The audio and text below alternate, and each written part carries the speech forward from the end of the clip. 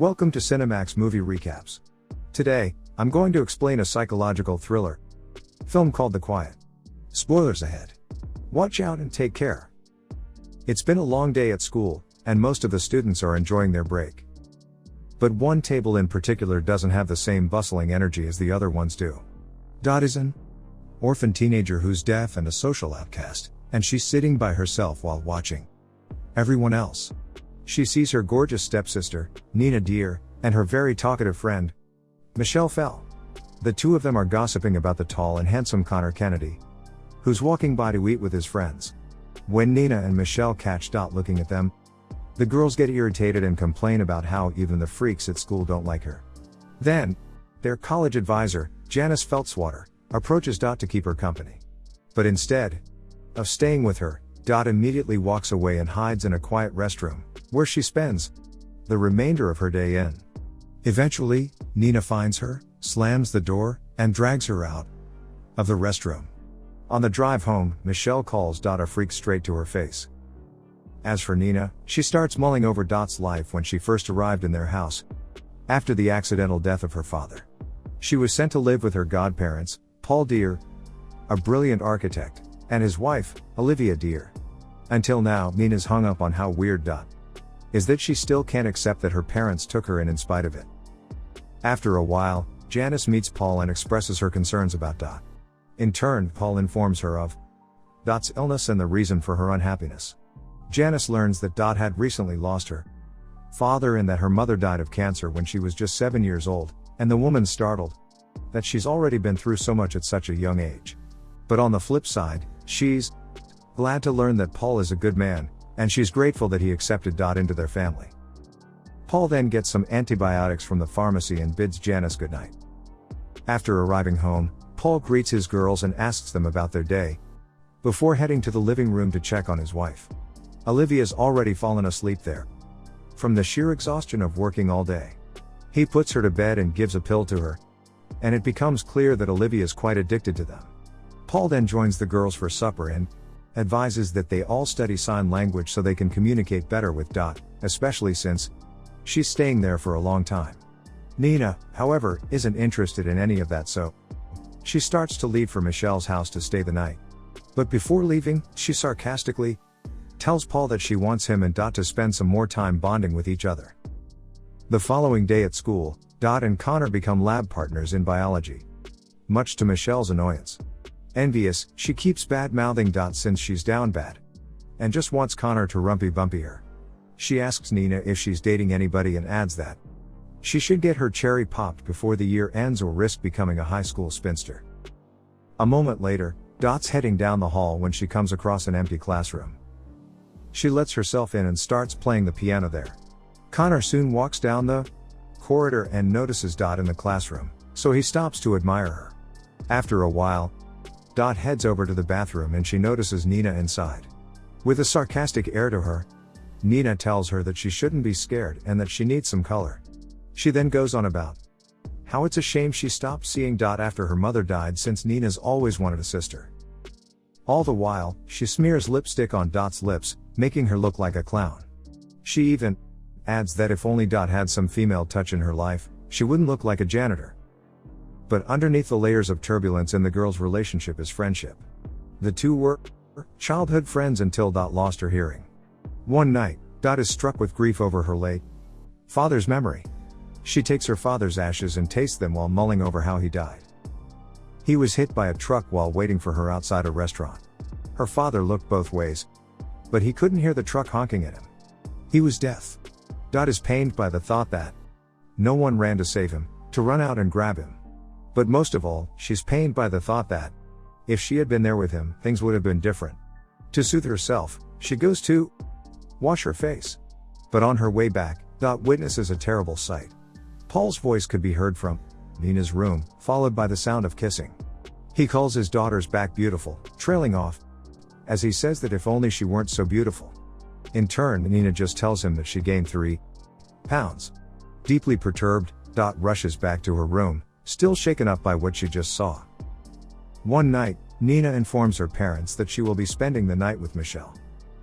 Paul is vehemently against this, and he only grows more agitated when Olivia seems to be siding with their daughter and contradicting what he's saying. Meanwhile, a steely yet petulant Nina begins to run her foot along Paul's leg under the table, telling him softly that she's finished her homework. With Paul just staring at her, she gets up to kiss his cheek goodbye, then leaves. Now that Nina's gone, Paul argues with his wife for undermining his authority, and he insists that he's just trying to raise Nina. After a while, Dot hands a note to Olivia, telling her that she wants to go to the movies, too. Olivia's about to drive her, but Paul interjects, insisting that he should do it since Olivia's in no condition to drive. On the way to the movies, it's clear that Dot's very uncomfortable around Paul. In the theater, Dot keeps a close eye on Nina as she watches the movies with her friends. Connor notices Dot, so he suggests inviting her. But his friends immediately reject the idea since she's a buzzkill. One of them mentions that being deaf must be depressing, but Nina interjects, saying that Dot wasn't born deaf and that it must be worse to lose something than it is to never have it at all. Dismissive, Michelle makes fun of Nina's burst of profoundness, and Nina just laughs it off, though it's clear that she feels a touch out of place among her less pensive friends. Dot can't sleep after getting home, and she's ready to leave her room when she sees Paul approaching. She immediately returns to bed and pretends to sleep while Paul enters her room. He strokes Dot's hair, murmuring that he's sick. He's sick and he hates it. I thought when you came here, maybe things would change, he says. I thought maybe having somebody else here would. Paul trails off, not really knowing what he thought. Meanwhile, Nina and Michelle spend the night at Michelle's house. Nina expresses her desire to relocate to a new location and begin a new life. The following day, Connor and his friend invite Nina and Michelle to their place, but Nina isn't interested and makes up an excuse. She returns home early from school, only to discover Dot playing the piano. When one of the strings pops out, Dot curses loudly before vocalizing with the strings as she tunes them. Nina is surprised as the realization dawns on her, Dot is neither deaf nor mute. She's just been acting the entire time. At lunch, Dot is sitting by herself as usual until Nina suddenly slams her tray on the table and sits beside her. In a provocative but wholly demeaning manner, Nina starts berating Dot, all while saying how great it is she can say all kinds of things to her since she's deaf. She tells her that she's going to kill her father tonight, that she hates the man but loves him at the same time. Enjoying the recap so far? Don't forget to subscribe, turn on notifications and leave a like. We're dropping daily recaps, so let us know if you have any special requests by dropping a comment. Enough from us. Let's get back to the recap. Nina hates it when he doesn't let her see her friends. She loves it when he screws her, but at the same time, she hates it when he screws her, too. Nina also goes on about how Michelle's father has a gun, and since Olivia's always doped up on her pills, she can shoot Paul without any trouble. Dot is clearly perturbed by Nina's plans and the sordid details of her incestuous affair, but she keeps her composure and gives nothing away. This only pisses Nina off and she leaves without ever goading a proper reaction out of her. Later that day, while Dot is playing the piano at school, Connor overhears her and glances through the door. When Dot sees him, Connor tries to approach and talk to her. But Dot isn't interested and gives him a piece of paper in line with their lab experiment, leaving Connor unhappy and hopeless. When evening arrives, the Deer family is having dinner. Connor goes to Dot's house and asks Paul and Olivia if he could go to the library with her. Michelle also arrives minutes after Connor and hands Nina a bag. Dot suspects that there might be a gun inside, but she ignores everything and departs with Connor. While Nina and Michelle are hanging out in Nina's room, Paul calls for Nina and forces her to send Michelle home so he can sleep with her. In a diner, Connor takes advantage of Dot's deafness and starts going on about his ad and how he wants to screw her. But then, Dot notices an ambulance and suspects that Nina had already murdered Paul. She hurries back home and sees the bag that Michelle gave Nina earlier, and upon examination, Dot doesn't find any firearms, only adult films. She then walks over to Nina's room, from where she hears Paul and Nina in bed. Nina doesn't seem interested in making love and she keeps calling herself fat, but Paul dismisses her. He claims that he has a present for her, but first, they have to do it. Before they could go all the way, Dot purposely smashes the vase in the hallway, disrupting them. Upon seeing Dot, Nina realizes that she interrupted them because she wants to protect her, not because she's an enemy. Later that night, Nina's crying herself to sleep. Dot comes in her room and lies behind her. And Nina, thinking that it's Paul, says that she's tired. But when she realizes that it's just Dot as she wraps her arms around her, Nina looks ahead, and the two fall asleep that way. The following day, Nina's clad in just her underwear as she asks Dot if she thinks she's fat. Dot shakes her head and Nina proceeds to tell her that tonight is the night she's murdering Paul. And she's doing it at midnight.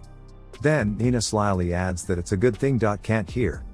Otherwise she'll be an accomplice. That evening, Dot calls the Department of Child Welfare. But she couldn't bring herself to speak. Defeated, she simply hangs up. After a while, Dot attends Connor's basketball game with Nina as one of the cheerleaders there. Dot watches Nina and she catches the distant look on her face. After the game, Dot takes Connor to the swimming pool so they can be alone together. Connor goes on about how nice it would be to go on a road trip with Dot. About how he's a self-stimulation addict with Ad who also forgot how to play basketball right.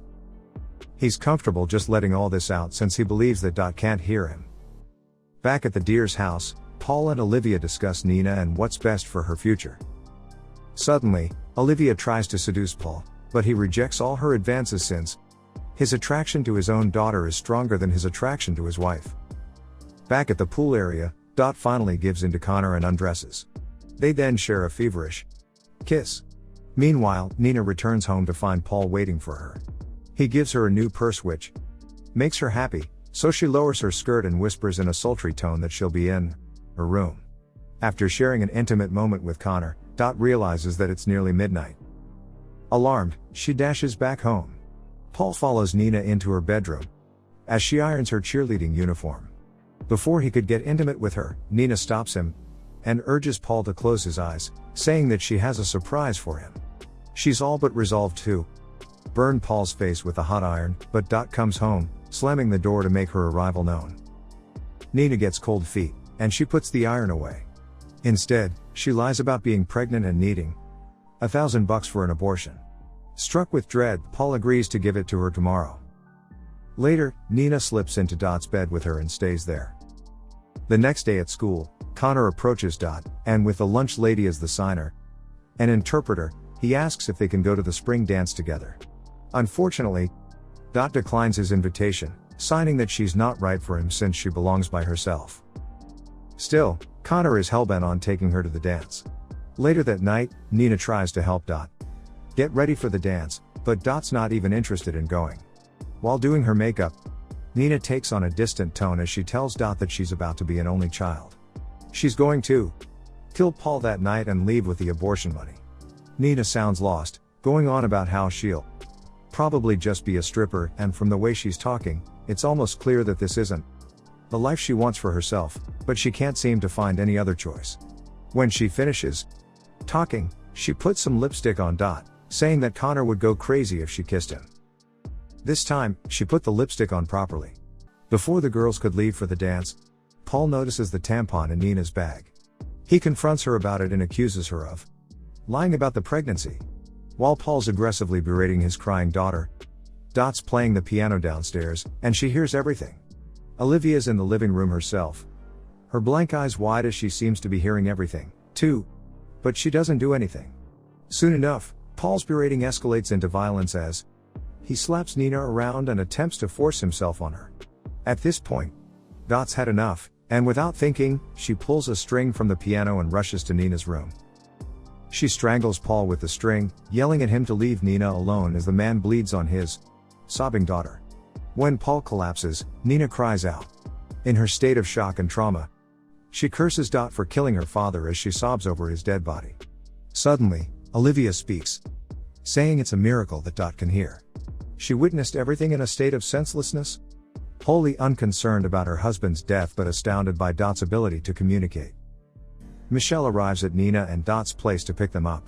They leave the house shortly after, changing out of their blood-soaked dresses. After arriving at the dance party for a few minutes, Nina smokes some cigarettes, and Connor invites Dot to dance with him. Eventually though, Dot begins to leave, and when Connor calls out to her, she stops. Finally, he discovers that Dot can hear all this time, and he's completely furious that she just let him go. on and on about his embarrassing problems, which mostly had to do with his overactive wiener. He explodes in rage and storms away despite Dot's apologies. Nina and Dot flee the party and rush along a dark forest towards the riverbed, where they can bury their blood-soaked dress inside the backpack. Here, Nina asks Dot why she pretended, and she explains that she wanted to be closer to her dad who was deaf. Besides, Dot wanted to be invisible to everyone else, too. Nina sympathizes with her, and they get to burying the bag. By the time they got home, the girls are stunned to discover that there are already police cars outside their house. As Olivia's being taken to the police car, she stops to talk to Nina. Frantic, Olivia takes the blame for killing Paul with the piano string, and she solemnly apologizes to Nina, saying that she never wanted him to hurt her. She asks her daughter if she can ever forgive her, and the police take her away. The next day, Dot and Nina play a duet on the piano, free now from years of pain, suffering, helplessness, and loneliness. Subscribe for more videos like this, turn on notifications, and leave a like to help our channel out. Thanks for watching and see you next time.